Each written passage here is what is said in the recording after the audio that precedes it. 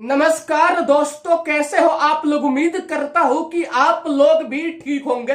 दोस्तों, अगर आप लोग पावर स्टार पवन सिंह के असली वाले फैन हो, सच्चे वाले फैन हो, तो लाल वाले बटन को दबा के चैनल को सब्सक्राइब कर दो। अगर आप लोग flop star, red star, pending star का फैन हो तो यहां से भाग जाओ, आपके लिए कोई टाइम नहीं है। दोस्तों, पावर स्टार पवन सिंह का बॉलीवुड के गाने का पोस्टर आ गया है, जिस गाने का नाम है याद आती नहीं। दोस्तों, और ये पोस्टर इतना दमदार है कि जब इस पोस्टर को देखेगा विरोधी चमचे तो पागल हो जाएंगे, जल जाएंगे।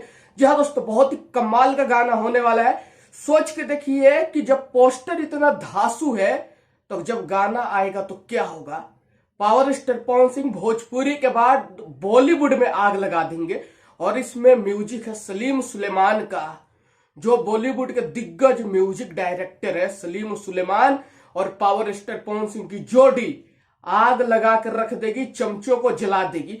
दोस्तों, अगर आप लोगों ने इस पोस्टर को देख लिया है तो मुझे बताओ कमेंट करके कि आप लोगों को कैसा लगा पोस्टर। मुझे बहुत बढ़िया लगा। दोस्तों, लेट न्यूज बनाने के लिए सॉरी। जय हिंद, जय